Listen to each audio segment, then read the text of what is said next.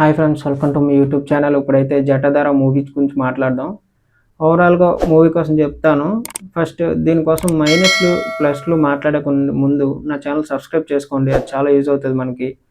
And main thing, ఈ story ఏంటంటే ట్రైలర్లో నేను చాలా బాగా నా రియాక్షన్ చూడండి. ట్రైలర్లో నేను ఇప్పటికీ చాలా బాగుందని చెప్పాను. ఇప్పుడు మూవీ చూశాక డిసప్పాయింట్మెంట్ ఫీల్ అయ్యాను నిజంగా. ఎందుకు సుధీర్ బాబు గారు అన్ని ఇలాంటి మూవీస్ ఎంచుకుంటున్నారు నాకు అర్థం అవ్వట్లేదు. ఏదైనా ఆడియో లాంచ్లో కూడా చెప్పారు, నేను మామూలుగా ఎవరికి తెలీదు, తెలిస్తే ఒక మహేష్ బాబు గారి ఫ్యామిలీ లాగా కానీ కృష్ణ గారి ఫ్యామిలీ లాగా కానీ తెలుసు, నేను నా కోసం కూడా ఎవరో ఒకరే వచ్చి ఉండొచ్చు, అలాంటిది కాదు ఈ మూవీ మీకు మంచి పేరు చేస్తుందని ఏదేదో చెప్పారు. అంటే ఎందుకు అలాగ అంత కాన్ఫిడెన్స్, ఎందుకు ఈ సినిమాలో ఏముందని అంత కాన్ఫిడెంట్గా చెప్పారు నాకు అర్థం అవ్వలేదు నిజంగా.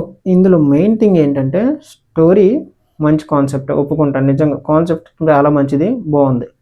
నేరేట్ చేసే విధానం మాత్రం అస్సలు బాగాలేదు. డైరెక్షను బాగాలేదు నిజంగా. అంటే మనకు అర్థమవ్వదు ఏటి వెళ్తుందో ఏంటి తెలీదు, ఏటి అర్థమవ్వదు.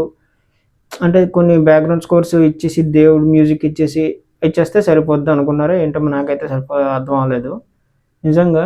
చాలా డిసప్పాయింట్ అయ్యాను ఈ మూవీకి మాత్రం. నేను చాలా ఫుల్ ఎక్స్పెక్టేషన్స్ వెళ్ళాను. ఓకే, ఇతనికి కూడా మంచి హీరో, అదే మంచి రోల్ పడింది, మంచి మూవీ పడింది, ట్రైలర్లో చాలా బాగుంది, మంచివి ఏమైనా ఉంటాయి అని అనుకున్నాను. బట్ డిసప్పాయింట్ చేశారు.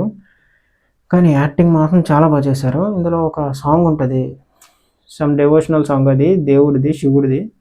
అందులో యాక్టింగ్ మాత్రం చాలా బాగా చేశారు నిజంగా. అంటే టూ గుడ్ అని చెప్పొచ్చు, అంత బాగా చేశారు నిజంగా. అంటే అతని యాక్టింగ్ వరకు ఓకే, బట్ స్టోరీ కాన్సెప్ట్ ఉంది, అతని యాక్టింగ్ బాగుంది.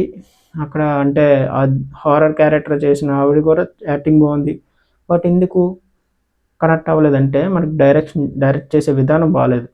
స్టోరీ ఎక్కడ పడితే అక్కడ క్లమ్జీగా తీయడం వల్ల దానిది అంటే ఆ కాన్సెప్ట్ మొత్తం పోయింది అని చెప్పాలి.